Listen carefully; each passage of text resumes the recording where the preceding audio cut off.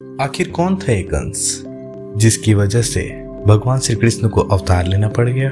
मथुरा नरेश उग्रसेन का विवाह राजा सत्यकेतु की पुत्री पद्मावती से हुआ था।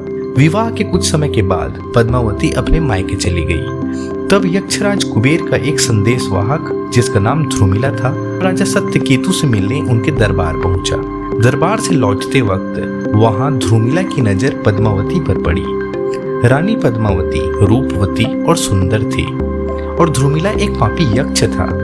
पद्मावती को देखकर उसकी नीयत डुल गई एवं ध्रुमिला राजा उग्रसेन जो कि पद्मावती का पति था का रूप धारण करके पद्मावती के पास चला गया।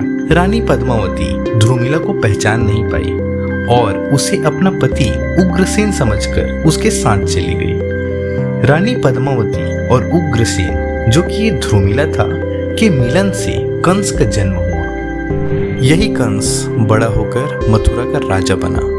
उन्होंने अपने पिता उग्रसेन को कारागार में डालकर स्वयं को मथुरा का राजा नियुक्त किया। कंस की बहन देवकी का विवाह वासुदेव जी के साथ हुआ और विवाह के बाद कंस अपनी बहन और बहनोई को रथ में बैठाकर ले जा रहा था।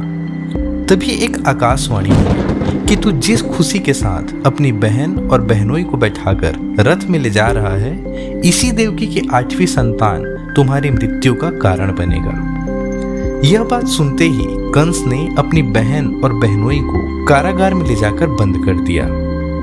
कंस ने देवकी की सभी पूर्व संतानों को एक एक करके मार दिया। भगवान श्री कृष्ण जन्म ले चुके थे, लेकिन कंस के डर से वासुदेव जी को बड़ी चिंता हो रही थी, क्योंकि जैसे ही कंस को यह पता चलेगा कि उसकी 8वीं संतान हुई है, वह इसे भी मार देगा। भगवान श्री कृष्ण ने तभी एक लीला की और वहां मौजूद सारे पहरेदार गहरी निद्रा में सो गए। सभी दरवाजे अपने आप खुल गए एवं वासुदेव जी की बेड़ियां भी स्वतः ही खुल गई। वासुदेव जी ने भगवान श्री कृष्ण को एक टोकरे में लिटाकर मथुरा के कारागार से गोकुल के लिए रवाना हो गए।